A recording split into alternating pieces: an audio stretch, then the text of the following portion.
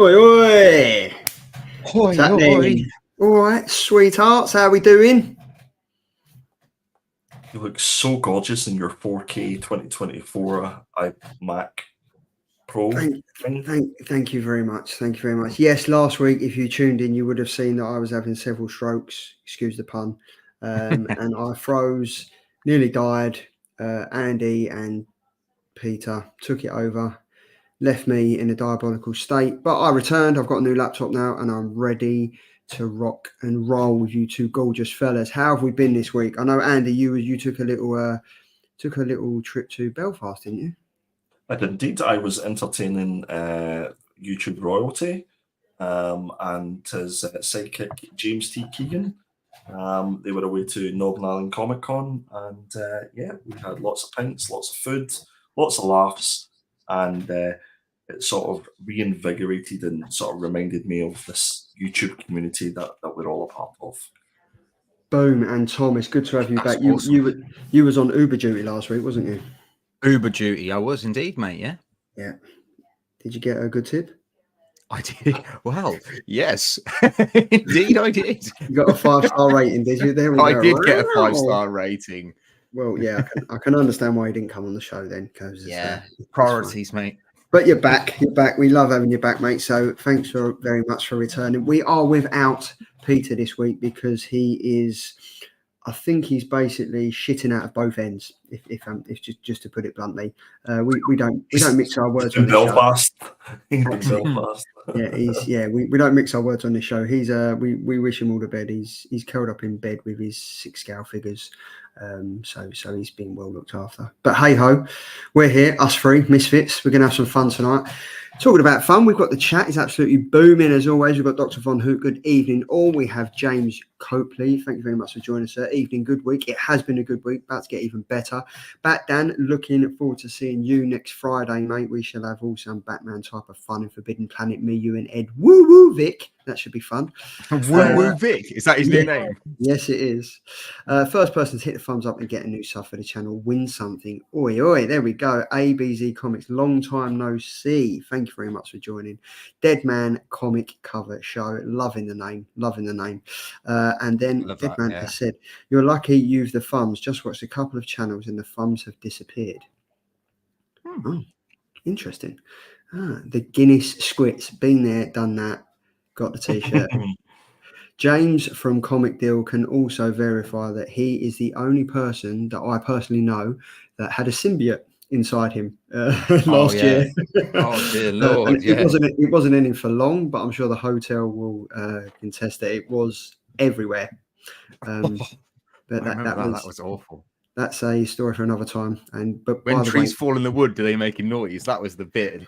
He just stood in the doorway, just started to go, and Sean was like underneath, going, "Please, no."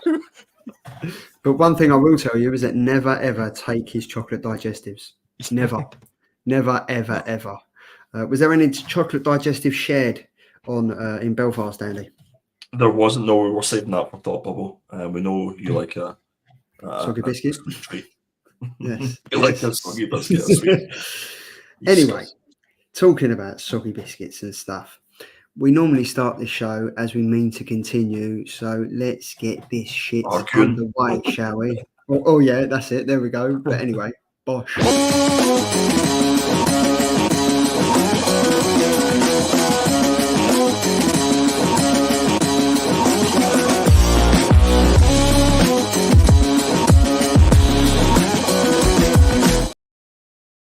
Straight in, top of the dome for you. Killer cover September 11, which was new comic book yesterday. For the new people in the chat, if there is any, or if there's any viewers at all, this is where myself, Andy, Tom, and Peter pick our killer covers, what we think is killing it this week in the covers charts. Up first is Triple G. This, I see this and instantly thought it was Peach Momoko. It kind of has, yeah, I did. It has these Peach Momoko vibes, and then when I kind of looked into it, I was like, no, it must have just been me because I was recovering from a hard first week at my new job. Do you know what? I thought it was Leon in Hook Lee's when I first saw it as well. To be fair, I didn't think it was Joshua Cassara. Is that how you say it? Cassara. Yeah. But I really like it. I think I think it's a really, really good cover. I think Peter's done good deeds here. What about yourselves? I think it's difficult to do something different with Venom, you know, and especially with the trailer dropped today. Have you guys seen the trailer? New movie? No. No. I did see some spoilers of the trailer. What for Venom? Yeah. No, I haven't. No, I haven't.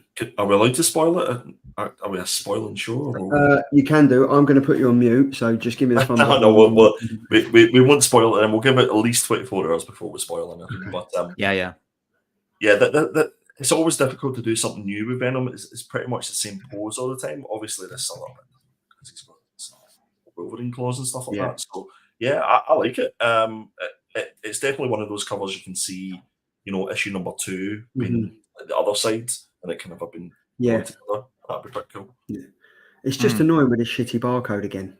It's just so. Why can't they just put it the other way? Put it on the back. Yeah. I agree. Definitely should go on the back. I quite like this, to be fair. And what I like about it is that Peter's picked a cover A, which is just easy enough to get hold of. It's like it's one of the cheaper covers to buy. Whereas I think the rest of us have all gone for variant covers. Yeah. But I like that. That's quite cool. I like that it's a really nice cover you can pick up as a cover A, because normally you have to spend a bit of dollar to get a decent cover, if that makes sense. Yeah. I like it. It's good. Yeah. Do you know what, Tom? You make a really good point. Actually, should we install a new rule that you can only buy open covers? Like you can't do like 1 in 75s. You can't do like retail in the sector, so that has to be normal price. Think that could be. Yeah, that could be quite interesting to narrow it down so we can only go for covers A to C, the ones you can actually get off the shelf, to make it easier for people to, if they want to, if they see it on here and they're like, oh, do you know what? I really want that. They can go and get it. Because there's been a few, I think, I've done a 1 in 100, I think, tonight, to be honest. Do that maybe once a month where we put ourselves to the test. It can only be cover A, B, or C. That'd be cool. Yeah. You know, there's going to be a cover B, and it's just going to be a blank cover. I'll draw on it. Who would pick a blank cover for cover? I mean, who would pick a blank flash cover? Talking about blank covers, up next is you, Tom. It's not a blank cover. I've gone for the 1 in 100 Derek Chew symbiote variant for the Venomverse rather than the Venomverse Wolverine cover. But the reason I picked this is because I thought it looked like a Gabriel Delotto Batman cover. Yeah. I instantly thought that is really cool. It's very Batman-like. But now I realised that the whole idea is it's Nighthawk from the Superium Squad with Hyperion and stuff. You know, like the Marvel's version of the Justice League. Yeah. They all get venomized. So yeah, I thought it was pretty cool. But basically it is if Batman was taken over by Venom, which I think is pretty cool. I liked it. So that's what I picked it. And like I said, I thought it was a Delotto, so it's very up my street. So yeah, nice one, Derek. Yeah, I do like this. I think it's very, very good. And again, when I first see it, I was like, I've got this wrong. I didn't have time to change it over, but it is a Venomverse Reborn. I thought I'd got the logo wrong. I thought it was DC, but it's a 1 in 100. I bet this looks great though. Yeah.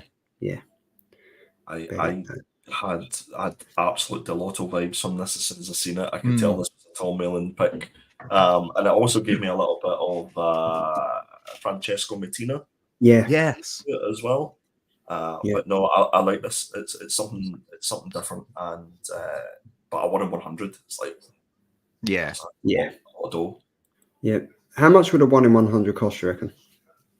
I suppose it depends on the print run itself. I mean, I think there's gonna be quite a few. There's loads of store exclusives. So I think it might be easy enough to get hold of a 1 in 100. So you're probably looking about 30, 40 quid, I'd say. However, if it isn't a massive print run, you're probably looking at about, 60, 70 quid normally, I would say. Okay. I'd say it's a little bit more dearer when it first comes out, especially because it's an issue number 4. If it's an issue 1, then yeah. Has anyone else got music in their ear? No. No. You taking your medication, Tom? I'm hearing them voices again. I'm hearing voices. Yeah. Sorry, I think my music's playing in the background. Bear with. No, definitely not, mate. That was weird. Cuckoo. So chop the beard off and his brain's gone. So yeah, that's it. So Venomverse Reborn issue number 4. Love that. Oh, nice. Very nice. Juice the I went for the 1 in 75 Lee Bermejo variant for Teenage Mutant Ninja Turtles issue number 2. I can hear it as well. What is going on? That's Charlie. It must be you. No, I just heard it. I literally just heard it, but now it's gone. It must be one of you guys, Tom. I haven't got control anymore. Andy's now got my definitely pass. not me. It's definitely not me at all. Right. Cool. What was saying? Teenage Mutant Ninja Turtles issue number 2. This is Lee Bermejo 1 in 75 variant, and of all the covers that were out this week, this was the one that caught my eye and made me, glance at it. If you look at the series, there's actually he's got a 1 in 75 cover for every issue, I believe. Oh wow! So we're going to have all the Turtles. I think this cover's fantastic, specifically the lighting that he's been able to capture on this and the sort of realism. I just think it's absolutely superb, and there's a lot of Teenage Mutant Ninja Turtles covers out there, but this one just felt a little bit different to me. So that's why I picked it. No, do you know what? I'd agree with that. I think this is great. I was in, I think it was Zavvi or HMV yesterday, and I was looking at the Teenage Mutant Ninja Turtles figure, and there's one of Leonardo as the Hunchback. Right. And the detailing on that, instantly when I see that, I was like, that's exactly like the cover Andy's picked. This is wicked. Like, it's so great. Like, but it's just a shame that I forgot what issue 1 was like. I've totally forgot that issue 1 was released. True, I actually don't think I've read issue 1. But this is an awesome cover. I'd love to have all of these. Because we were talking last week about the Jason Aaron run, and I don't even think, because I think I'd asked Peter, was it worth a read? And I think he said that it was decent enough. So I may at this point just wait, unless one of us picks it and it gets picked to read. I might just wait until maybe the first 5 or 6 issues are out. And just read them all at the same time. Is it? I want to say the first 7 are the first story arc. Yeah, so it might be worth waiting for the first 7. Yeah, this is awesome, by the way. Great pick, Andy. I really, really like this. I think what you said is bang on. You don't normally see a cover like this on a Turtles. Like, the detail is insane, so it is completely different. So this is the sort of thing, like when I saw you picked it, I was like, this is the sort of thing that would grab my eye, because it's not something you see every day on the comic shelf. So I think you'd go straight to it, like, oh, that is cool. What is that? Cool. That's cool. I like it. I think James has said limiting the cover picks is a great idea, and also means it showcases the affordable covers. Would love Marvel to do minimal covers like DC. I think maybe we look into that, boys, doing that, like the killer costable covers or something. I don't know. Like maybe killer costable covers. The killer That's the worst title ever. Killer budget. James, what a shit idea, mate. Shocking, absolutely shocking. Costable covers. Dan, budget books. Not normally interested in Turtles, but that is amazing. Love me a Bimiho. Yeah. Is that a shot? We can try that on Friday. And did they reset the ongoing TMNT IDW run? Thomas? Unfortunately, ABZ, no, they didn't. So it literally ends and then starts exactly where it ended off with, I think it's Stephanie's run. It ends there, and then Jason Aaron takes over. All the Turtles are scattered all over the shop. You don't really know what's going on. There's a little bit of explanation. I think, is it the free comic book day? I was just about to say that. Yeah, that kind of gives you a quick, like, 15-page overview of what to expect from Jason Aaron's run. But issue number 1, I think now that I've realised issue number 2 is out, I might have to read number 1 again. It was all right, but I mean, I think it was just a hype train again, unfortunately. So Poundland killer cover. There we go. Let's see, he has sorted himself out. There we go. Why not the Poundland killer cover? Yeah, but the thing is, the Poundland don't even sell stuff for £1 anymore. So no. Yes, that's London, isn't it? That's London, in it. Yeah, there we go. So enough of your gorgeous cover, Andy. We're going to go on to mine. See, I like this one too.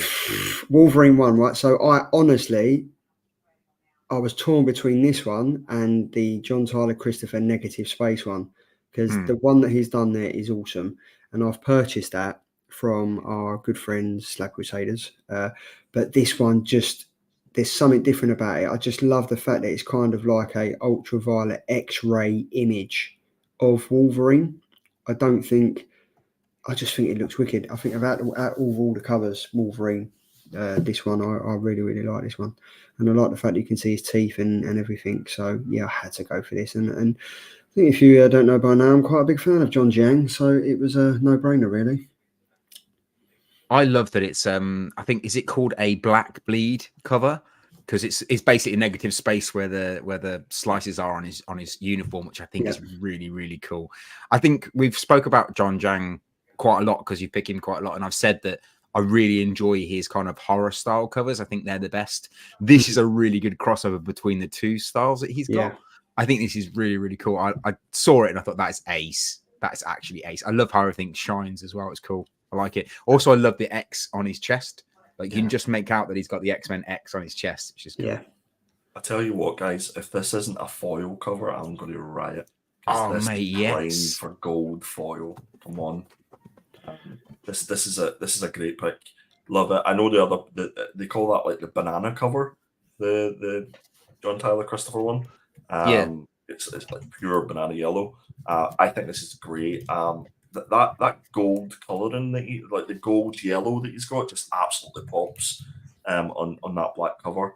And I would say that this might be quite a challenging cover to get 9.8 in just because of that black cover. Yeah. Good pick. I love how shredded he is as well. Yeah. He looks ripped. So basically what I'm going to do, if people in the chat can let me know if this is working. So I've set up a Q&A, which if anyone can let me know if they can see, because I can't actually see it. I can't see it on YouTube either. So if you guys can see it, let me know. And then I'm also going to create the usual poll that we do every Thursday, which is who wins cover of the week, which has now been started. So as usual, place your votes in the chat and we will find out. So the question that we put in the Q&A is, what comic would you like us to review next week? Because I think regular viewers will know that at the end of each show, we put up 4 comics that are our sneak peeks, and then we put them on our community tab and people place the votes. What we kind of want to do to get everyone more involved is for everyone to maybe put a comic of their choice that they'd like to hear our reviews on from this week. So we review it a week behind. And then at the end of the show, we'll kind of go through everything and we'll see, and we'll put 2 votes up on the community tab. One which will be our votes, and then one which will be the viewers' votes, and then the top 2 of that will be the comics that we review. I hope I haven't confused it. I'm rambling on, so please stop me if that was like a Slab Crusaders explanation for like a mystery box.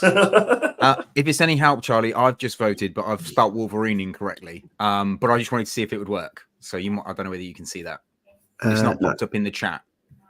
I can't see it, but I'm sure you know we'll try and get this sorted anyway. So that's the killer covers of the week. 4 fantastic picks there, as mentioned. It's over on the chat now, so place your votes, and we will see who wins at the end of the show. Time for the gruesome part of the show. Is Andy, that's the noise that Pete. That's the noise that Pete is making now as he's on the shitter. My insides. There we go, for September the 11th. So this is where we pick. We go from killer covers to absolute shit, and we only have 1 entry this week. Excuse me. That must be mine. It is. Yes. Dear Lord, I did not see this. Look at this beauty. This is absolute. Power is one of the words I would use, but Task Force. What's that? 7? Task Force 7, issue number 6. This is from Stephen Platt. This is the Stephen. Sorry, Platt where did Stephen Platt learn anatomy? And literally my eyes. I don't know what to look at first. Is it the arms? Is it the neck? The fingers?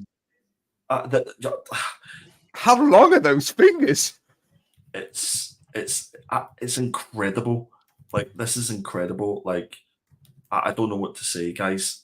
Help me out here. How would you explain this one? I don't get this. A couple of weeks ago, we was talking about elongated necks, and this has elongated necks. It has elongated arms. It has elongated noses. It's fucking hideous. Like, it's. I'll tell you what, though, the face and the hair is really well done. I think it's for a comic book cover, it's quite a good face and hair, but the rest of it, like, I don't understand what's going on with the shoulders. What is going on there? What's happening? It's just I never thought I'd say this, Andy, but them fingers are worse than the Jenny Frison Catwoman. You wash your goddamn mouth out. Okay, right Those now. are really now, ladies and gentlemen, and people in the chat, you will know that Andy once picked a Catwoman cover by the one and only Jenny Frison. Amazing cover until you look at the hands. And Andy, being a good friend of mine, he knows full well that those were the worst hands he'd ever seen on a Jenny Frison cover. Wasn't they, Andy? It's just all lies at this point now. Just move on. Just... But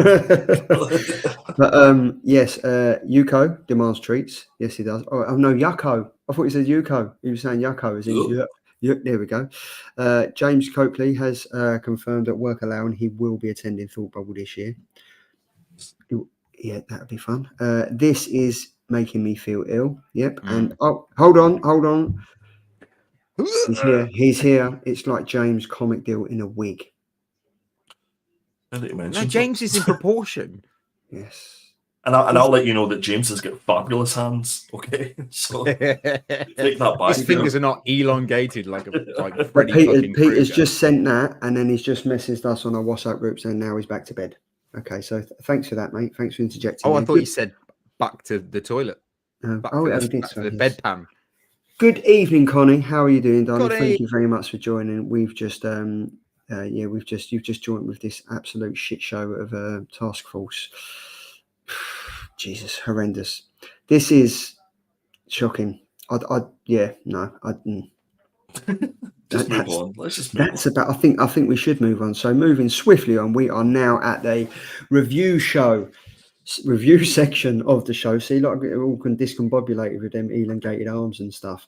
This is week 37 review for the comics that we decided to vote win. And oh my god, I'm having a stroke. Let me start again. What is going on? 37 review for the two comics that won the vote last week. Them two winning comics were Minor Arcana by Jeff Lemire. Jeff Arca. Fucking hell, Jeff Lemire. And then we've got Duck and Cover, issue number 1, written by Scott Snyder. This was originally a Comixology exclusive, and then it went over to Dark Horse Comics, and the art is by the fantastic Raphael Albuquerque. Up first, we have Andy's pick from last week is Minor Arcana.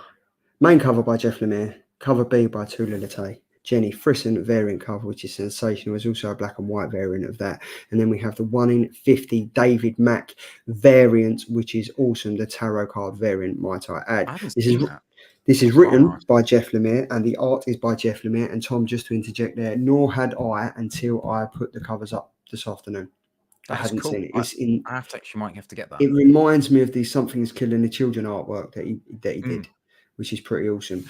Andy, this was your pick, your sneak peek last week. So would you like to take it away? I certainly can. I think I'd picked this for the sort of FOC and the indie pick. So it's went that sort of full cycle through the weeks, and it's been much anticipated from my perspective. As soon as we heard it was a Jeff Lemire book, we've had some real hits with Jeff, and we've had a few misses with Jeff Lemire.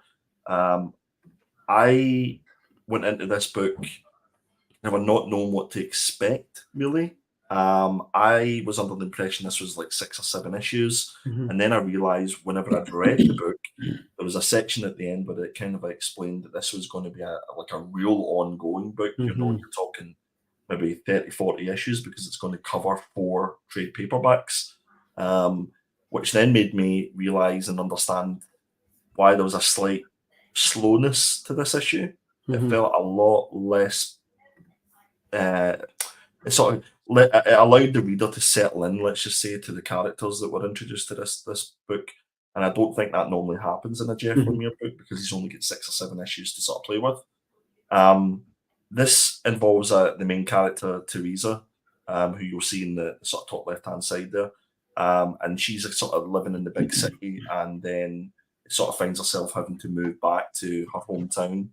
And we find in this issue the reason for that is because her mum's ill, and I think she's effectively moving home to look after her mum.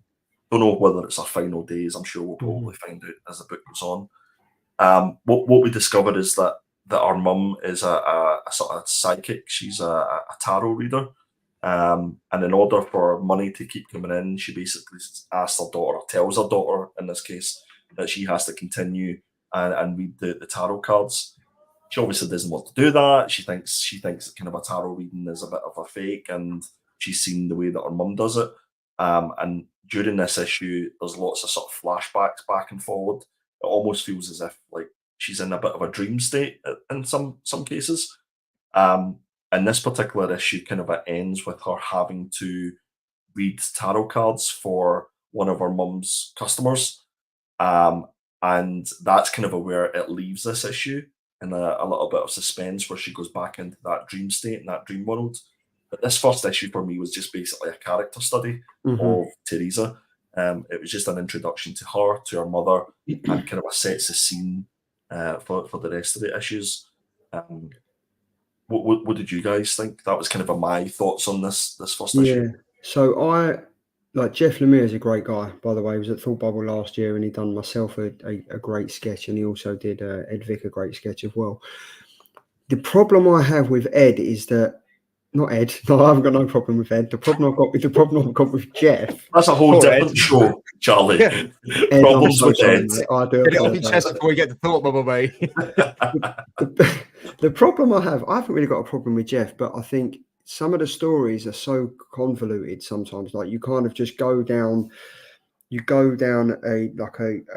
bloody black hole with how he writes his style, and then you kind of get 6 or 7 issues in, and you think, what's the point? This comic should be ending.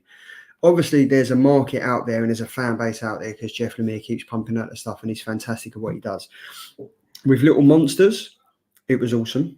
It was great with what he did. With this, it was okay what he did, but I just don't know if I'm going to be as invested in this, because I'm kind of like, I like the way that the character, I like the way that how Teresa's coming across. She's betraying. She's obviously dealing with some issues, and she doesn't believe in this stuff that her mum's doing and everything.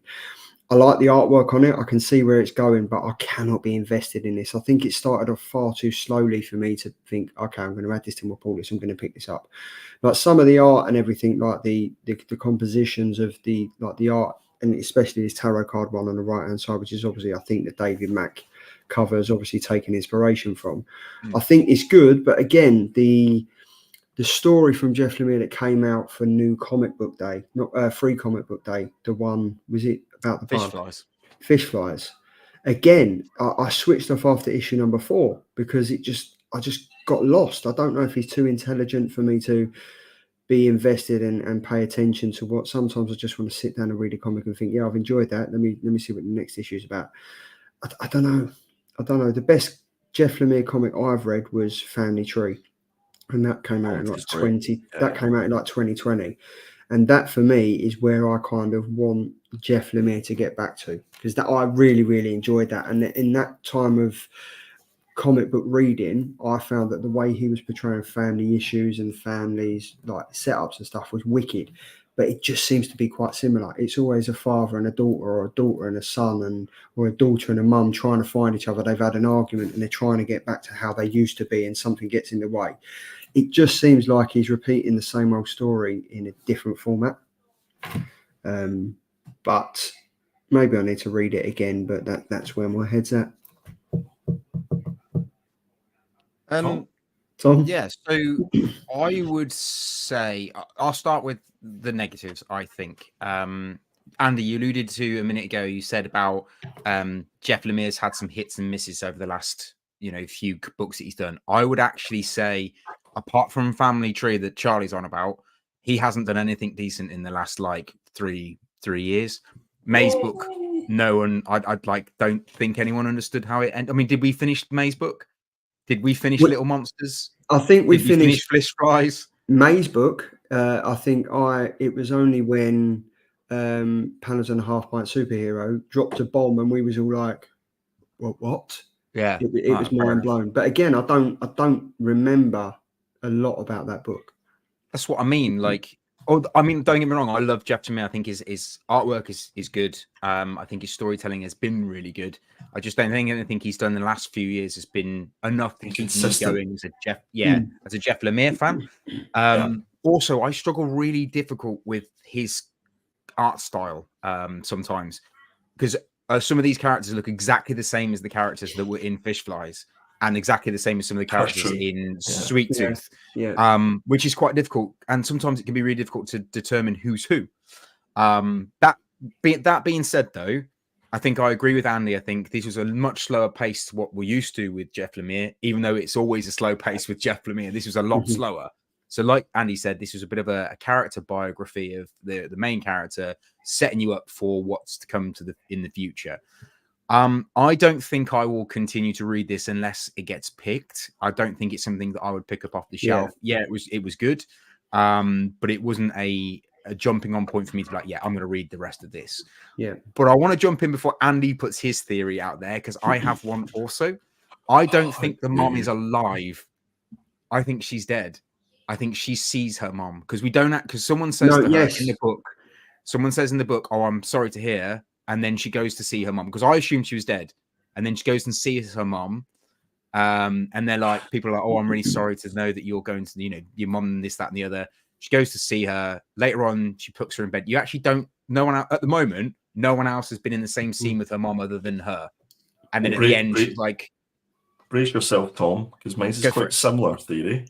Yeah, go for it. So I believe that Teresa and her mum are the same character. I think Teresa's seen herself, and that she's in that dream state constantly. This is a constant dream state, and she will eventually end up being the person who becomes reborn, and her mum dies, which is her dying, and she's coming back to when she was young. She's remembering herself when she was young, and she doesn't want to do tarot cards and all that sort of stuff, because that's what effectively ended her life. Well, I've got a theory. I like that. If you look at the bottom right-hand corner of this panel, that looks like the dad from May's book. It does. Right? If you look at the panel on the left-hand side, it looks like the girl's mum from Fish Flies. Yep. If you look at that girl in the middle, where the 5 tarot cards make up, that looks like the girl, an older version of the girl that went missing in May's book. I honestly think all of these stories are tied together. And is the guy behind the barn on the left hand one not the guy that turns into the fish fly? Guy? Yes, I reckon these are all tied together. If they're all tied together, right, I'll take my hat off. And Jeff Lemire's absolutely smashed it out the park with this, right? And he's got everyone involved slagging off all these books, and then all of a sudden, boom, he's writing a 40-issue novel that's going to tie it all together, the world of Jeff Lemire, and he has, unbeknown to us, created his version of the Miniverse. Do you know what I mean? To be fair, that honestly could be awesome. But I don't think, is May's book a Boom book, or is it an Image? Does it matter? Yeah. Who knows? Who actually knows? Would be cool. I think it's fair to say that this issue asks more questions than it answers, and for me, I would give it a solid 8 out of 10 because it's intriguing to me. I enjoy Jeff Lemire's art, and I'm all in. I'm in for a second issue. And also, the woman on the top left, the old woman, is the old woman from the book Ha Ha. Remember that one we read? That's her. Yeah. That is her. Yeah. What was that American TV show with the 4 women? Golden Girls. Is that not the Golden Girls? It is. Yeah, it is. Yeah.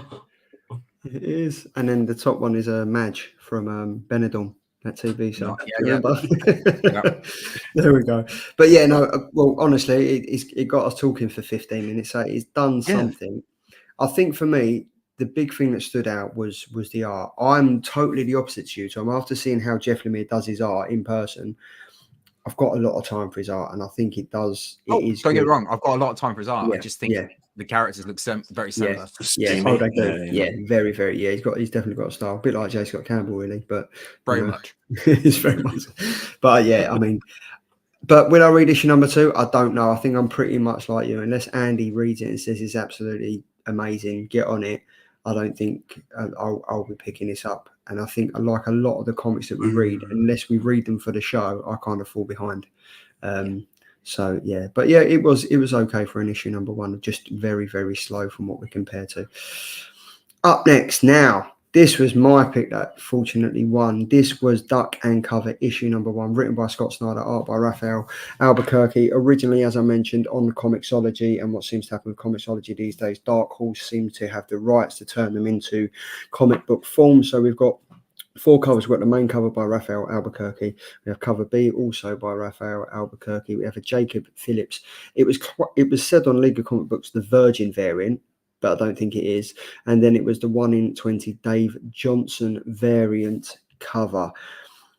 This, for me, was absolutely awesome. I messaged, I think I messaged you, Andy, and said, "Did you enjoy it?" And I think you said, "Yeah, you read it twice," which is always a good sign. Scott Snyder, you can't really go wrong with him. For me, I didn't know anything about this comic when it came out on Comixology, and I'm really, really glad I didn't, because I was fresh to it. I enjoyed it. I thought it was absolutely awesome. The character development and the narrative. I like the way the characters were evolving throughout. I like the way that it touched on political subjects without kind of throwing it in your face. And there was parts in it that just reminded me of Tom Cruise's War of the Worlds.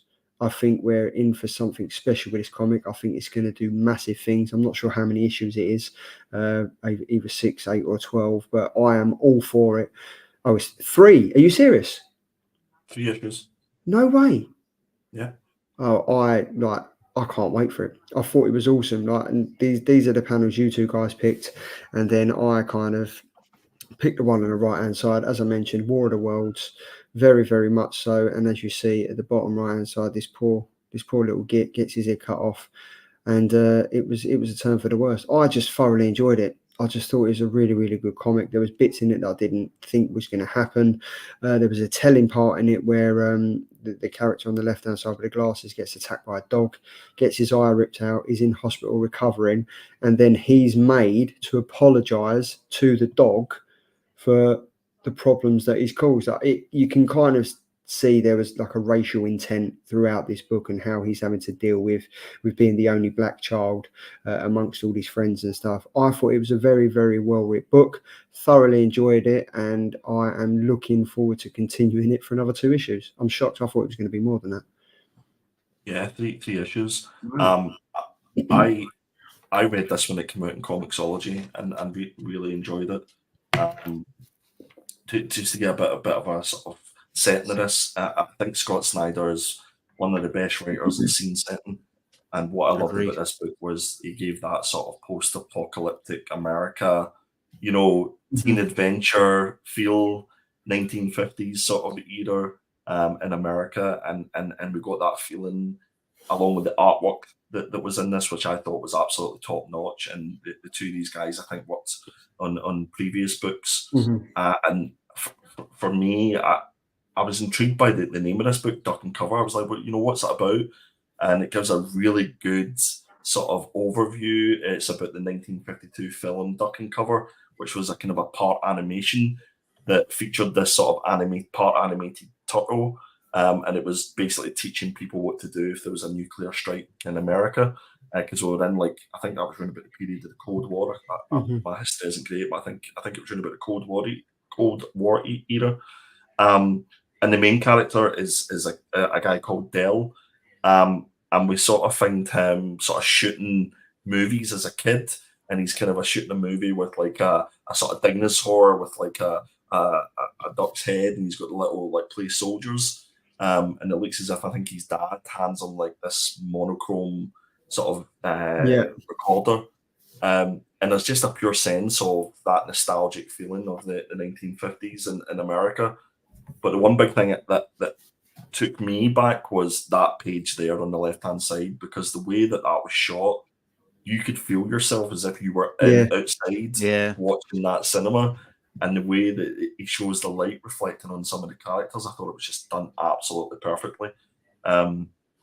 Scott Snyder sort of set Dale up as being this kind of visionary, and I kind of love the way they played on that fact by the fact that he lost his eye, because he sets him up to be this sort of, he wants to be a filmmaker. He sort of sees things in a different way, and then loses an eye because a dog attacks him. And you're absolutely right. The fact that they sort of play on the sort of racial tensions of that era as well, where he has to sort of apologise for that happening. I was like, this is just set up absolutely brilliantly. Why is this not a movie already? Why is it not a TV show? I think that's what Scott Snyder seems to do really, really well.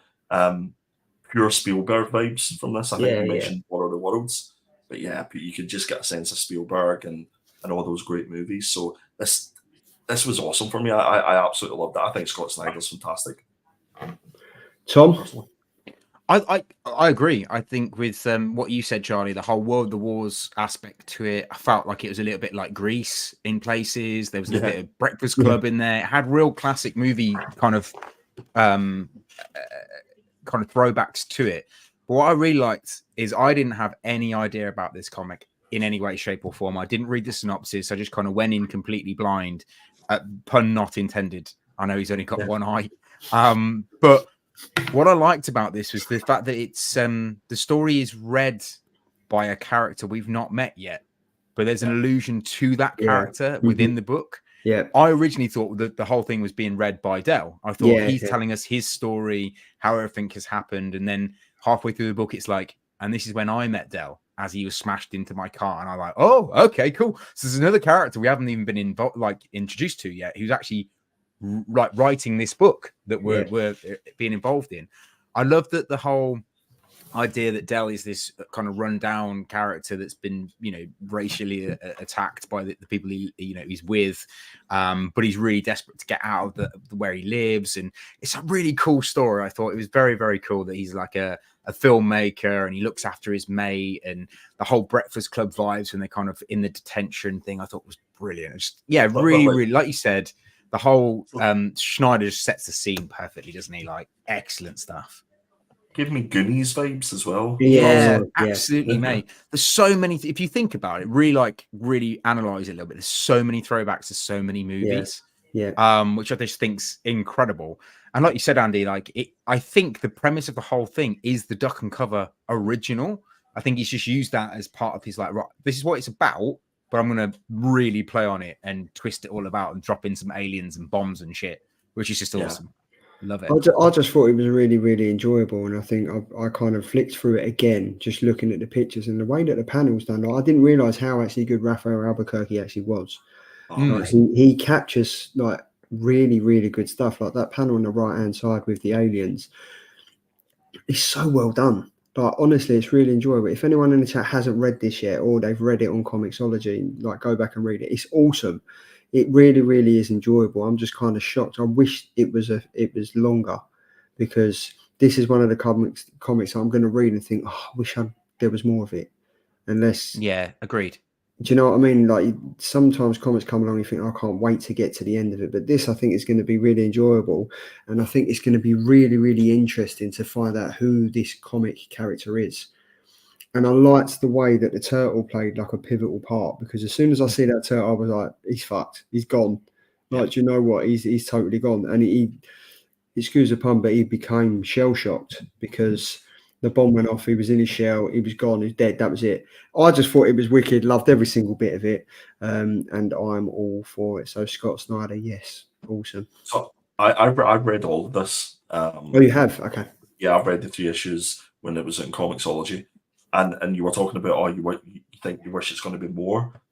The 3 issues are, for me, just enough.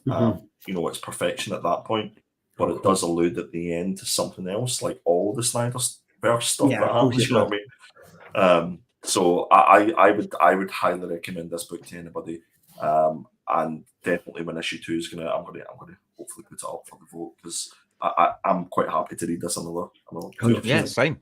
Yeah, me too. I'd happily read the next one. What was the other one we read all 3 issues of? That was 3 issues from Schneider. Was it We Are Demons? Yes, that was awesome. Yeah, that was so good. I really enjoyed that. Awesome. Yes, that was wicked. That was with Scott Snyder and Greg Capullo. Yeah, there we go. But yeah, this was great. Absolutely love this. Now, Killer Indie Picks, September 17th. This is where we pick the indie picks that are coming out next week for you to have a look at and see what you want to pick up. Up first, I have gone for R.L. Stine and Carola Boreali, The Graveyard Club, issue number 1. I was a massive fan of R.L. Stine when I was growing up. Used to love coming home, putting it on the TV, reading his books, watching the TV show. It was Are You Afraid of the Dark, wasn't it? Yeah. The R.L. Stine.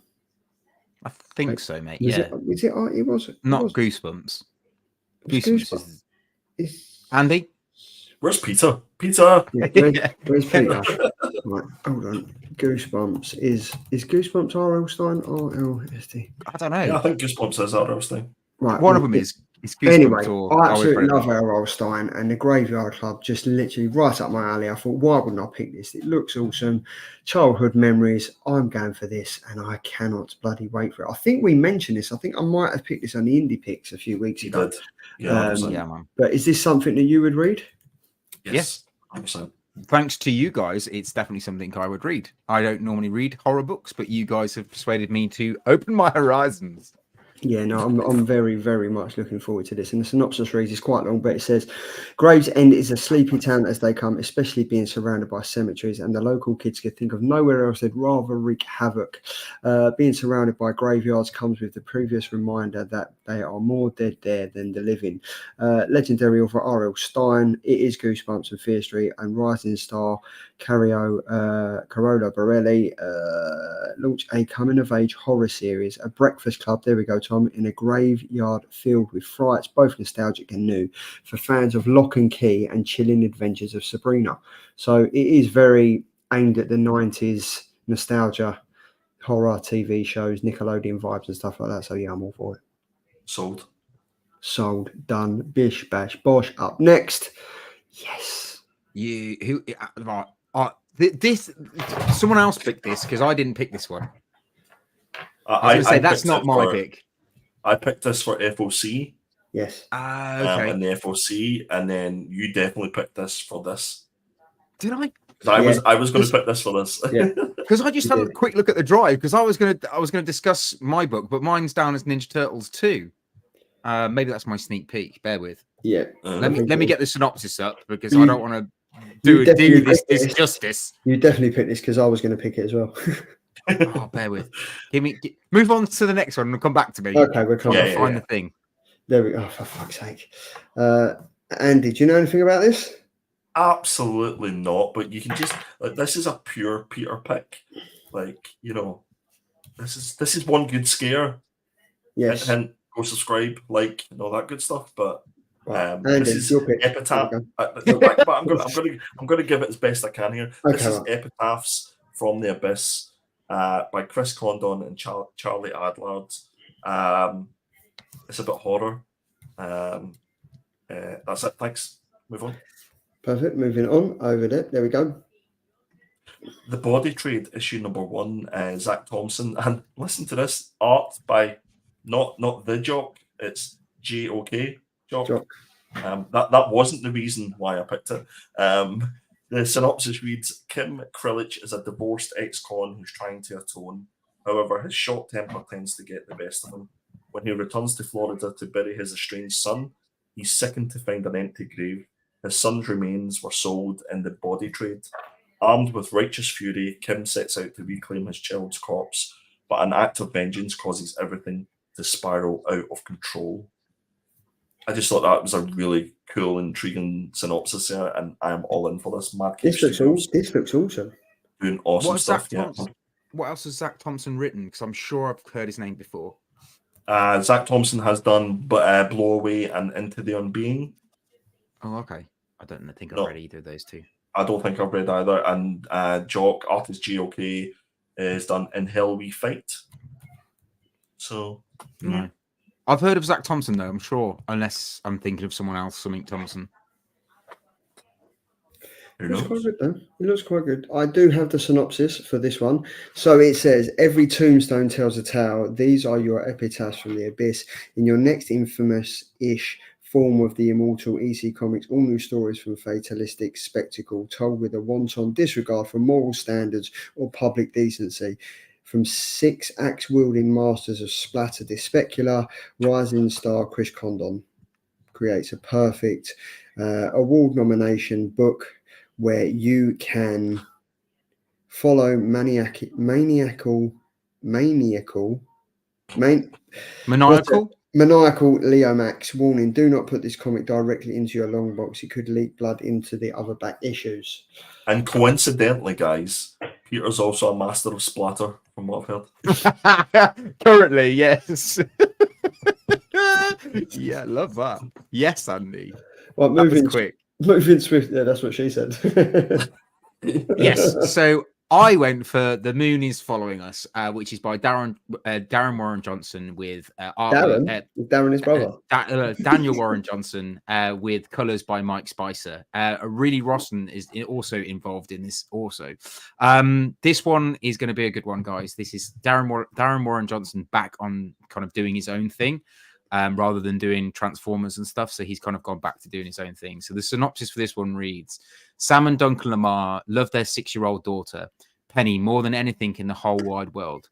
But half a year ago, she was taken by the Cascade, an evil force that barely understands what life is. Now Sam and Duncan must fight side by side with magical beings that Penny cherished to try and fight to get her back before she is gone forever. I think this on YouTube on Daniel Warren Johnson's YouTube channel. It had like a trailer. Oh, yeah, it looks cool, and it does look pretty decent. There's like 3 or 4 covers out for this. He's got a black and white variant for this. I've seen a preview of it. I don't think it was on previews. I think it was maybe on his Instagram, or there was in a magazine somewhere. But it looks awesome. It really, really does look good, and I'm glad to see Daniel Warren Johnson doing the writing and the art as well. Yes. How long that will last, I don't know. Is this going to be an ongoing? I'm not sure. I don't know. I think it's a 7-part miniseries or 6-part miniseries. This one. Yeah, I'm definitely all for this.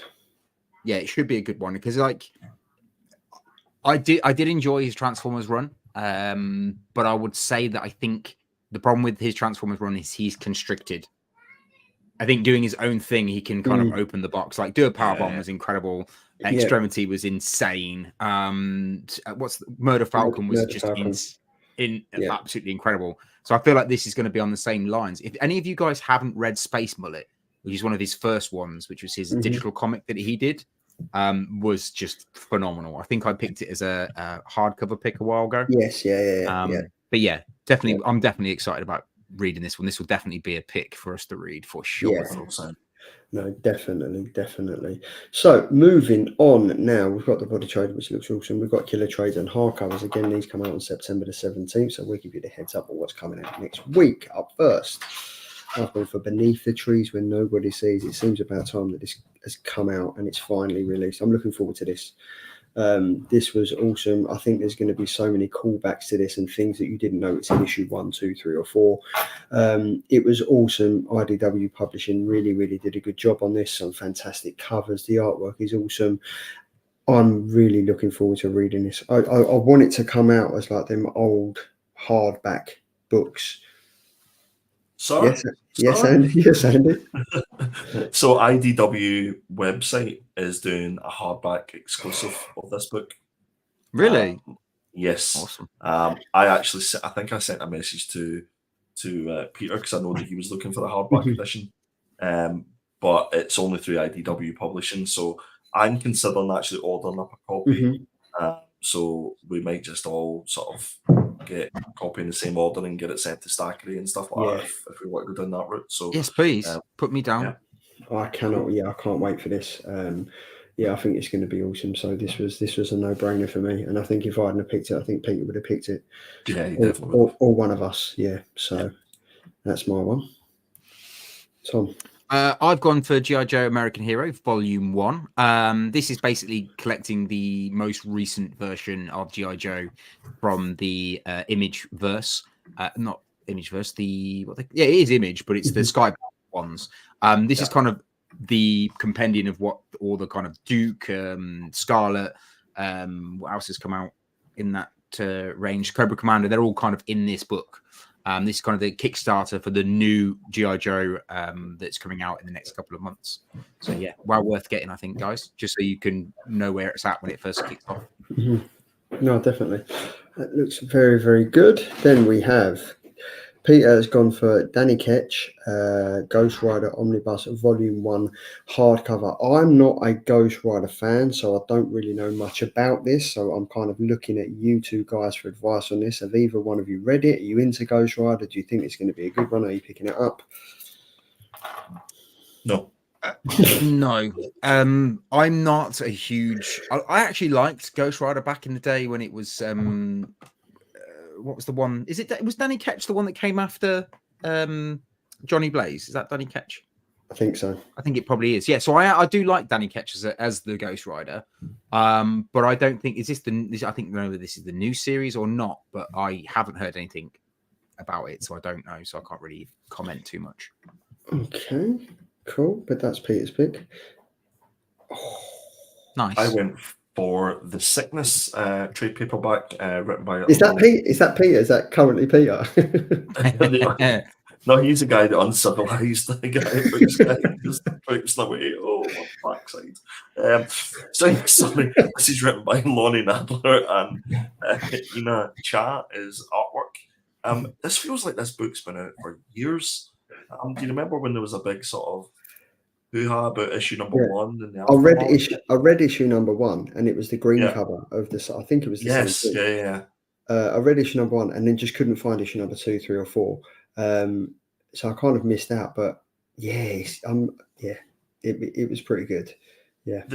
The thing about this is that as I brought it up here just as I was about to speak about it on League of Comic Geeks, and it says like the trade paperback is, I believe, collects issue number 1 to 5, and that's due the 18th of September, and then issue number 6 is following up by the looks of things on the 29th of October. So it looks as if we're going to get a second trade after this.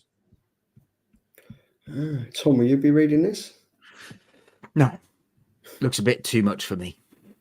No, do you know what? But did we not read issue 1? I'm sure we read issue 1. I don't think we did. I think we was going to, but we didn't get the vote, so we went against it. Cool. Coincidentally, are those like prison fingers on that cover? Yeah. Oh, so you do admit that they was really bad hands, yeah? Listen, do you know what? I'm just joining the club. You can't beat them, join them. Exactly. That's exactly it. So then we are now at the final order cutoff. So obviously this is the date that retailers must submit their orders. When I say retailers, the only retailers we use for FOC is Slab Crusaders. So basically James has until 9 o'clock every single Sunday night for you guys to get your orders in. Otherwise he's not going to place the order and the man is going to sleep. I know he doesn't do a lot of sleeping, but he might just get some. So up first, Andy, talking about blank covers. Yes. Tough FOC, I think, this week. I went for Transformers issue number 13. I specifically went for the blank sketch cover because I think this is an opportunity that you can't miss, especially with Thought Bubble coming up and various other cons, to get your favourite Transformer sketch done. I've got multiple copies of this ordered up. And I'm looking forward to maybe even doing a little sketch myself. And I might get a certain Tom Mailing to do a little sketch as well. Oh, mate, I'd be honoured. I'd be absolutely honoured to do that. Do you know what? DVH gave me a blank Transformers cover last year, and I totally forgot to get a artwork done on it. So I will be taking mine this year, and I've ordered a couple of these as well. So I'm looking forward to that. So, and as always, if you are in the chat, you can scan that QR code and it'll take you directly to Slab Crusaders, and you can shop until your heart's content. Up next, we have Tom. I believe this is yours. Yeah, so I've gone for the Terminator issue 1, written by Declan Shelby, and artwork by Jack Sparrow.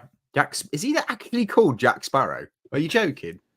As in So. Luke Sparrow, sorry. Luke. I just saw the word Sparrow and instantly said Jack. Mate, see if it was Jack Sparrow, I'd just like Yeah. So anyway, Luke Sparrow. I went for this one because it's the Alex Ross cover. So I think it's beautiful artwork by Alex Ross. I think as a number 1, it might be worth getting. The story might be decent. But I think Declan Shelby hasn't done the best with Thundercats from what I've heard.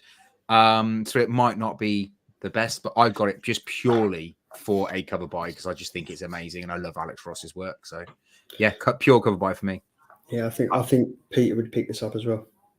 I have a question. So Yep. that sort of silver metal border that's going around that artwork, please tell me that you can lift that off and you get the full Alex Ross goodness. Or have they actually put it in that border? I think they put it in that border, mate, to be honest with you. Why would you do that? That's a great That's a good idea. If it was like a even if it's like Yeah, like a lenticular die cut cover. You lift it Yeah, up. something like that. Yeah, because especially with Alex Ross, you want all the Alex Ross goodness on your artwork. Do you know what I mean? So why are we not working on the other side of this, like creating these listen, covers? not yet. I'm definitely going to go for a job in distillery when at Thought Bubble. I'm just going to ask. Good idea. Just gonna pin Jock down and say, "Give me the job.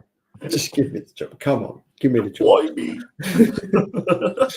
So yeah, the Terminator issue number 1.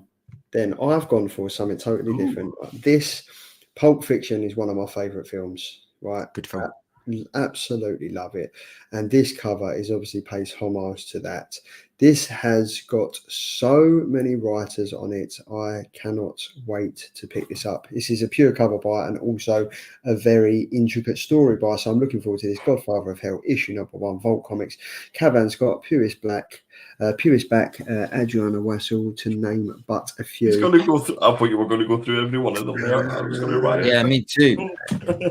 But yeah, I'm looking forward to this, and I love these covers. Fortunate name, Damien Wazel. I know. But I love these covers that look like they've been thrown through the washer. And as Jock would say, comics are meant to be read, so they're meant to be rolled up and placed in your back pocket. And this cover looks like it's done exactly that. So yes, I'm all for it. Nice. Then, Andy, not yours. This was Charlie. Not mine. Tom. Well, yeah. So this is Batman Full Moon 1, DC Black Label, and it's Peter's pick. So Peter, I don't know anything about this, and coincidentally, well, hold on, Batman. To a filming at the minute. Right, so this apparently it's a gory Gotham horror story with glow-in-the-dark covers. Oh wow! Interesting. Yeah. An ancient and supernatural force the streets of Gotham, a lichen so powerful it would defy Batman's most truly trusted resources. His brilliant mind and extensive gadgetry are no test, but are Batman's physical strength and resilience alone enough to put the creature down for good, or will the fight strip him down to his very bones? Even powerful magical allies like Zatanna caution that Bruce might not walk away from this one unscathed. I'm all for this. Yeah, sounds good. I am all for this. Andy, you had me glow in the dark. To be honest. I was going to say. I mean, I was going to give Pete a load of abuse there and be like, he's a sucker for a gimmick comic, but I instantly was like, oh my god, glow in the dark. Yes. Get the doobie over your head and just that's going to be sick. And it's DC Black Label, so they're going to push the boundaries slightly more. Right, like extra glow in the dark. Yeah, like all the pages at the same time. Yeah, exactly. You might see it there, Batwang. I thought you was just looking for yours. I was, mate. Yeah, dropped it on the floor. So that is that's our 4 picks, but you can also honestly head over to Slack Crusaders. There's so much there. Massive shout out to James, as I do every week. This guy, I don't think he sleeps. I really don't think he sleeps. Like I'll be like waking up at like 4 or 5 o'clock to go to work, and he's like just posting something. Guys, I've just had a fault. Why don't we just whack everything in the CGC 10.0? You buy 10. I'll do 10-3, and everyone's a winner. just random stuff like that, which is that I love the guy. You was out with him on Belfast. I was, yeah. So we had he came out on Saturday, had a few drinks, and it was good fun. We put the comic book industry to rights that evening. But I must remind everybody that there is they were doing a summer mystery box. Yeah, and now they're just going to do like an ongoing mystery box, which is like I think it's like $9.99 for I think for 9 books, which is crazy. So definitely check it out on slapcrusaders.com. That doesn't include postage though. It doesn't include postage. Oh, that's if you're stacking it, yeah. But yeah, just check him out. There's so much going on over there. Absolutely loads. So yes. So now we are at the Killer Cover Show sneak peek for next week. This is where we pick the 4 covers, comics that we want to review next week. I did put a Q&A in the chat. I don't know if anyone's used it or anything like that. If they haven't, just drop us a message on any one of our DMs and we'll see if we can get your comic up for the vote. So the 4 covers comics are, Tom. So I've gone for Ninja Turtles 2. This is Michelangelo his story about him in Japan being a movie star. So I thought it'd be quite interesting to read. Plus, it's the Jason Aaron run. I thought it could get us all on it. But as we've just alluded to, nobody's read issue 1, so we'd have to read 2 issues. So if you want to see us read 2 issues, pick my one. I think I'm going to read this one because, as I think Andy mentioned last week, I want to know what's going on with his leg. That is true, yeah. What is going on with his leg? Oh, boys, that's a Teenage Mutant Ninja Detached. Like, what is that? I don't understand that. So yes, I've gone for Ain't No Grave. It's the final issue. The last issue had 3 words in it. It was probably one of the best comics I've read this year. Yeah. So I'm definitely looking forward to this. Peter has gone. I don't know why he does this to us. It's a lot of shit, doesn't he? Fucking hell. He's such a Marvel whore. He's gone for Avengers Assemble. I'm not sure why. I don't even need to give an explanation for that. It's another Avengers comic. That was us in Belfast. Drinkers Assemble. Which one are you? The one that's probably lying down drunk somewhere. I was just going to go, I believe that you'd be the She-Hulk in the middle. Thank you. I'll take that as What have you chose, Andy?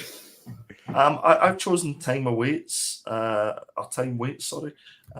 Distillery. I didn't put the synopsis on it because I think I'd picked it. Or did I put the synopsis on my list? No, because I picked it last week as my indie pick. So this looks cool, and I don't think it's going to be picked because I think Ain't No Grave is going to win.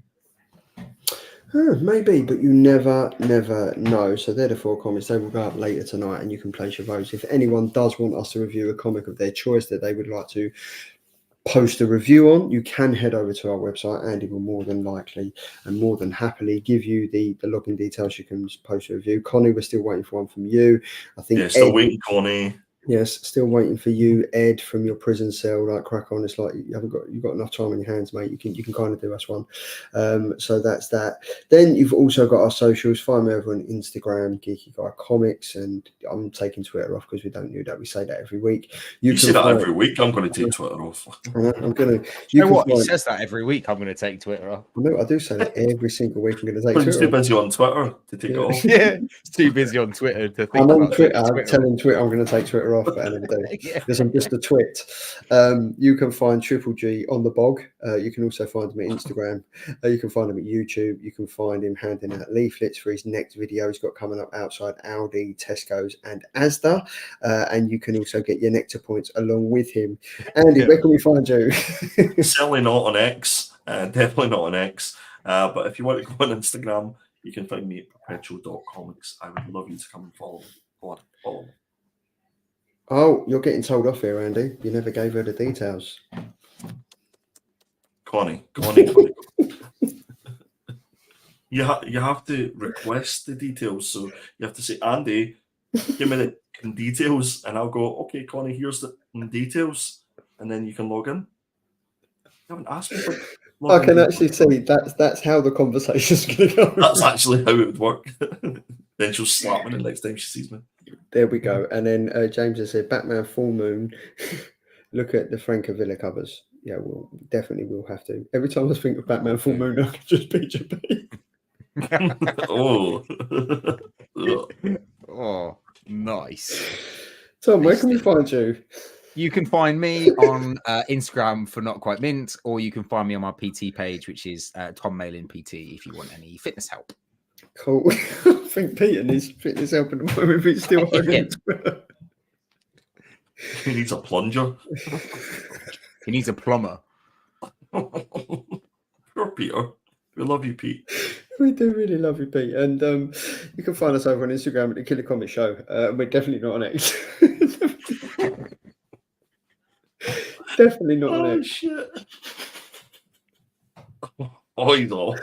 Right, I think we might need to finish the show. I think it was better when he had a crap laptop and really dodgy internet last week.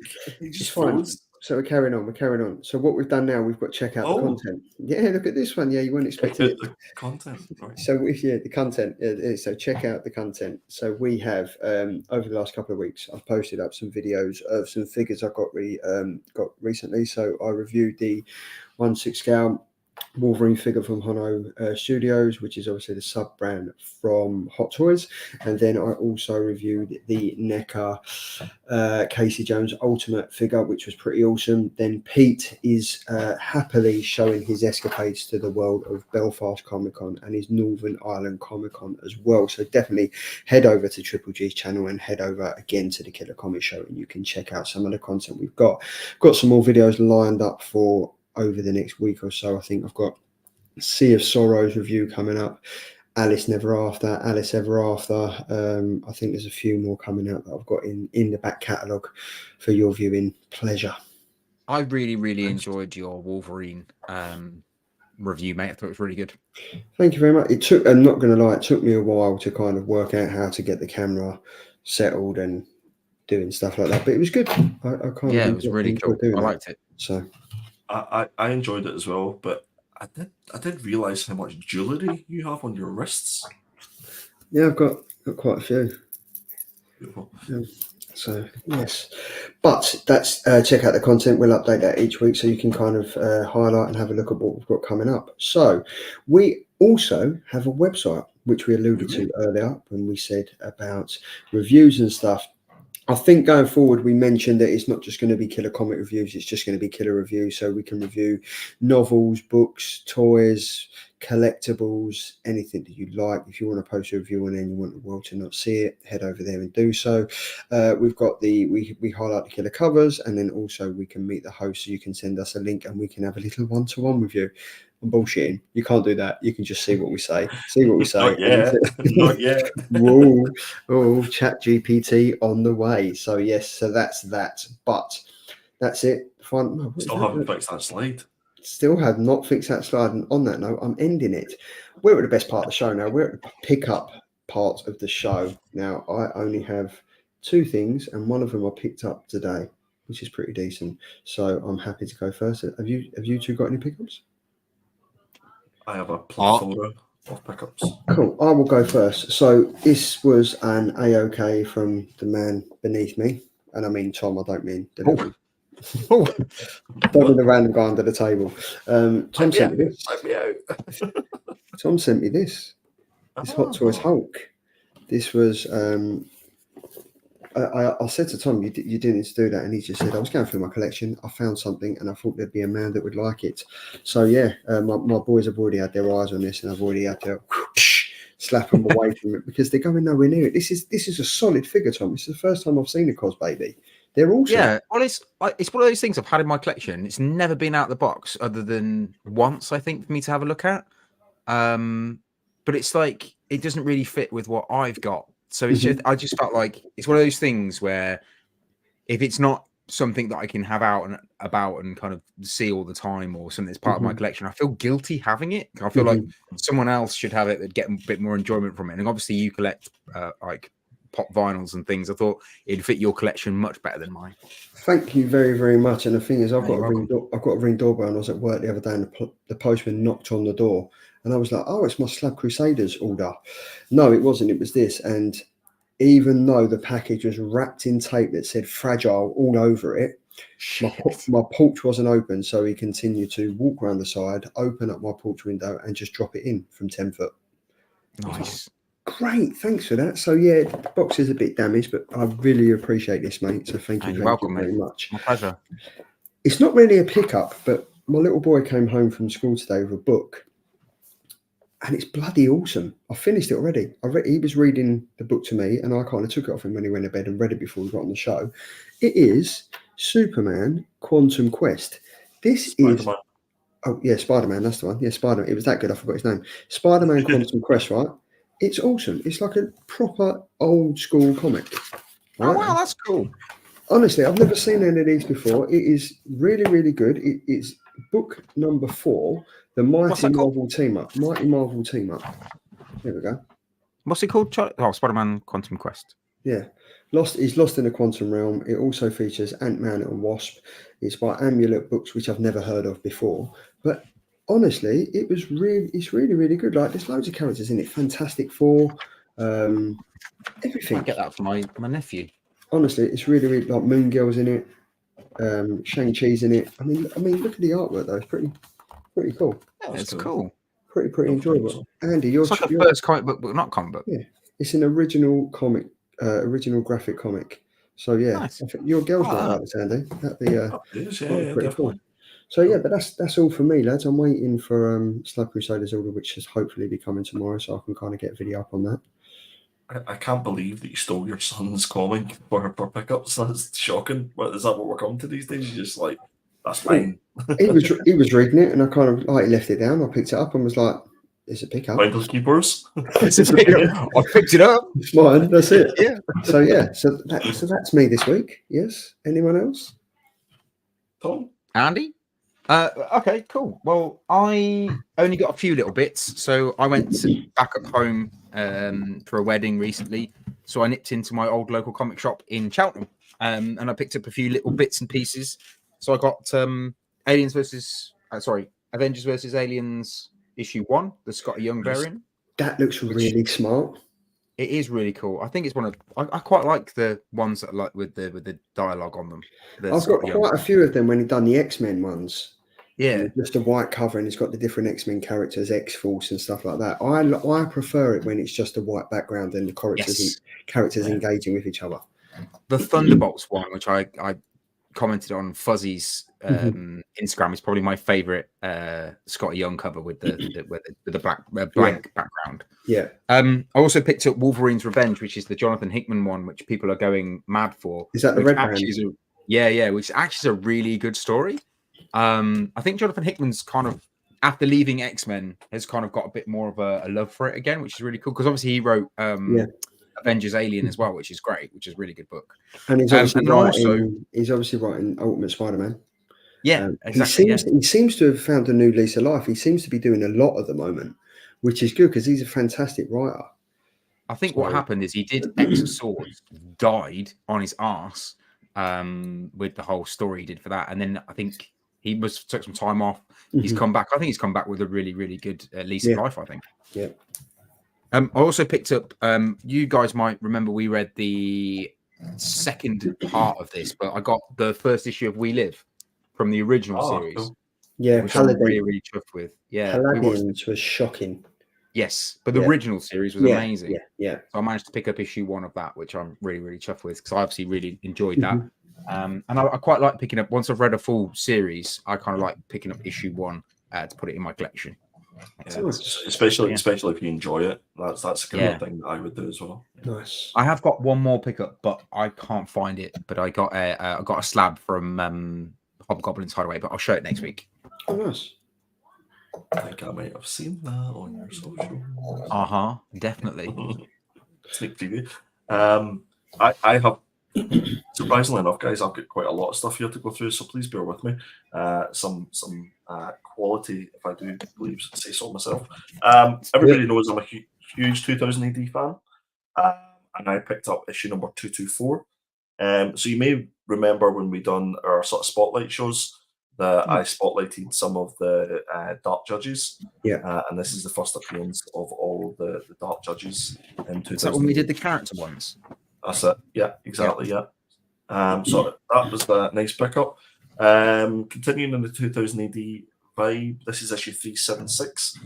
This is the first appearance of the character Halo Jones.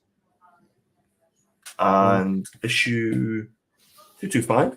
And this is just an awesome Brian Boland cover. I love a bit of Brian. Speaking of Brian Boland, Tom, your pick for My Eyes. How dare you pick a Brian Boland? Last week? Oh, yeah. So the problem is, I wasn't here to talk about it. It wasn't that it was an My Eyes because it was a shit cover. I wanted to point out that it was quite an uncomfortable thing to look at. Right. And it just was really creepy. So apologies on that because James also pulled me up on that. But it was the fact that it wasn't an My Eyes because it was disgusting. It was an uncomfortable book to look at, which is why I picked it. I just wasn't here to we had some fun last week, didn't we? Yeah, we did. That was brilliant. We did. Yes, that's the one. Yeah. Because I think the hands are really uncomfortable to look at. They're like proper like man's hands. It's really weird. She just looks fucking freaky. But the more we were saying, the more we looked at it, the more we liked it. Yes. So yes, so my eyes, but we can understand why. So nice one. So next up, I have Comic Mart issue number 2. That's So wicked, man. Cool. This is I basically picked this up just because it's the Bruce Lee homage to the Bruce Lee cover. So this was like a magazine that, as you can see, wasn't even stapled together. You just picked these up at various comic marts. This is going back to 1974. So this was like a couple of quid, and I just picked it up because it looks I cool. wasn't even alive then. Yeah, me neither. Next up, Starburst issue number 1, I believe. Yeah, issue number 1. That's really odd to have a little Star Wars character then just plonk Spock in the corner. Yeah, just there. Yeah, absolutely. But they used to do that. They used to do that with the comments, didn't they? They'd have like an amazing comment and then it'd just have a picture of Stan Lee. Yeah. The back cover's quite cool as well. Oh, that's cool. Yeah, he's the only Star Trek person on that entire cover. Carlos Esquerra. Again, when we were talking about Judge Dredd and stuff, I mentioned the artist Carlos Esquerra, who's no longer with us anymore. But I try my best to pick up any covers that he's done. And this goes back to 1978. And I can't remember what issue number this is. I think it's issue number 5, I believe. But yeah, I love that old school sort of artwork. You'll like this, Tom. So I picked these up. Yeah. Wildsiders. Oh yes, I got issue. After we spoke about it the other week, I bought issue 1, and that is another pickup I forgot to show. Yeah. Yes. Yeah. Oh, issue 0. Sorry. So got issue 0, got issue 1, and issue 2. But look. Oh, nice. That's his old signature too. Signed. Ah, that's cool. Very cool, man. Are they from eBay? Those are from my contact on Facebook that I get monthly comics from, and these were only $5 each. Believe it or not. Nice. And I didn't even realize his old signature. Yeah. I didn't even realize they were signed at that particular point. So it was a nice surprise when I realized that they were signed. That's what's really cool about that series. It got axed after the 4th issue. But it is actually a really cool story, I think. Did he do the covers for all the issues? He does the interior too, I think. Right, okay, because that's 0, 1, and 2, so I'll need to get 3 and 4 if it was only. Yeah. I think it's either only 3 or 4 issues. Okay, cool. This is Shell of the Dragon by Teenage Mutant Ninja Turtles. Really, really cool cover. That's what intrigued me. This ABZ has just said your Starburst cover is sacrilege to Opal Fruits, mate. He's not wrong. He's absolutely not wrong. He's not wrong. The Rocketeer Adventures magazine, issue number 1. Again, Nice. love Rocketeer. Love an issue 1. Again, there's a Brian Boland theme going on here, but this is one of my favorite Brian Boland covers ever. Every time I see this, I think this is my 4th or 5th copy of this book. That's not too dissimilar to the Poison Ivy, is it really? I was going to say, yeah, it's creepy. That's the vibes that I get from it, yeah, 100%. Now, this is an interesting one. This is Witchblade issue number 131. This is the first negative space cover by John Tyler Christopher ever. Really? Yeah. So that's his first ever negative space. Not really cover. negative space, though, is it? I was going to say it's not as negative as the ones he's done. Not, yeah. This is where it all started, and they consider. But we said with your Iron Man cover you picked last week wasn't really negative space. No, not at all. Yeah. I like that Iron Man cover. Nice. A little bit of Pinky in the Brain. I'll try and pick up a little bit of Pinky in the Brain whenever I can. So basically, you two. Yeah. Well, I'll let the fans decide. What do we do today, Brain? That makes me Larry. Have you seen that episode? Same thing we do every day, Pinky, try to take over the world. This is a homage to something. If anybody can tell me in the chat. Biker Mice from Mars? I don't think so, but it does look like a biker emblem. Secret Wars issue number 7. Nice. Little key cool. bookie there. I'm going to go straight into 2 acts of kindness that I received. The first one is Teenage Mutant Ninja Turtles issue #1. Nice. This is from our good friend, Mr. I'm Unwell on the Pan Being Sick. Triple G YouTube royalty. That's his name now. That is Triple B. That's what's Triple on his B. birth certificate now.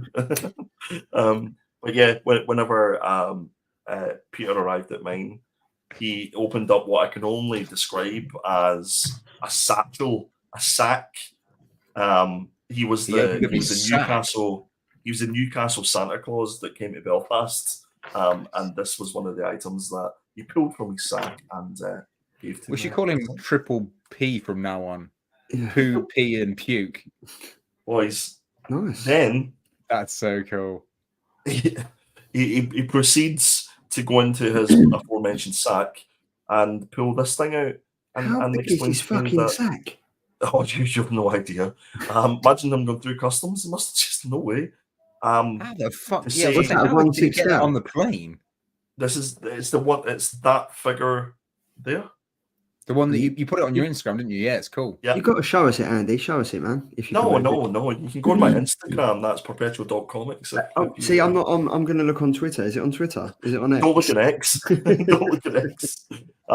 But to say that I was shocked and surprised, I'm absolutely. He's the nicest guy on YouTube. Really is. He really is. But he does. He's not the nicest guy because he gives you amazing gifts like this.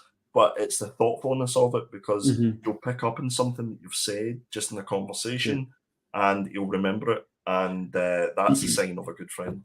Yeah, but you know what? Actually though? listens. You know, he sent me the Harley Quinn. Yeah. He keeps sending me like £30 PayPal invoices that I have to pay.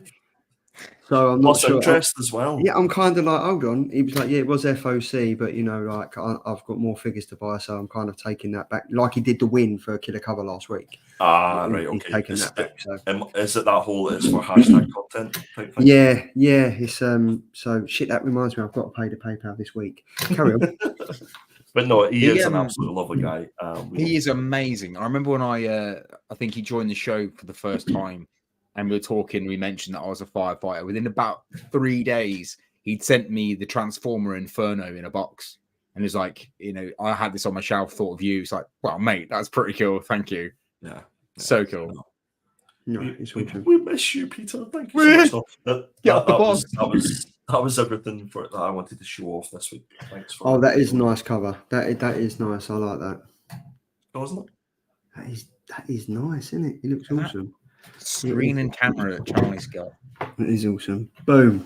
So that's it. The winner of the Killer Comics, this Killer Covers this week is me. Tom, you're in last place with 10%. I am in third place with 14%. Peter is in second place with 19%. And Andy absolutely running away with it with 57% of the votes is... What was Andy's cover? Mr. Perpetual himself. How dare you, Tom? The Turtles one. Lieber Mayhole, 1 in 75. No, in fact, what I should say, it was the winning cover, Tom. It was the winning cover. That's what I have to go back to the start of the show and watch it on the rewind to be able to find out what it was. But yes, go for it. Watch it on the rewind. Check out the content that we've got, and we will be back next week, same time, same place, and we will even be starting the road to Thought Bubble. I think we've got about 7 or 8 weeks left until we kind of hit the road and leave Harrogate in our way. Can we play our little theme tune thing again, just for the cracket?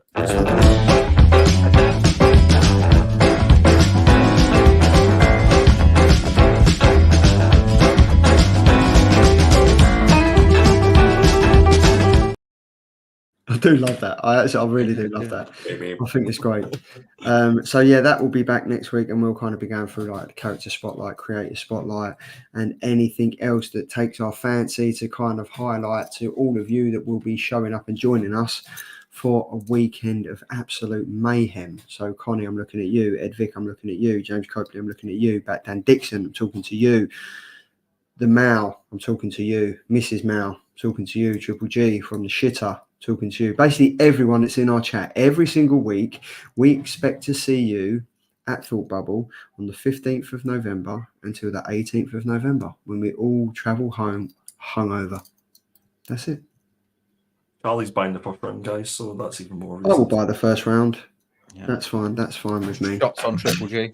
Shots on Triple G, not literally. No, on, we're having them off okay, Triple right, G. okay. There we go. And on that note, before Andy perpetually perpetual vomit, hydra projector balls all over the place, Projectables. we shall go. Have a great weekend. Enjoy what you're reading. Enjoy what you're collecting. And Tom, is there a saying? Stay safe. Stay geek. See you later, guys. bye. See ya.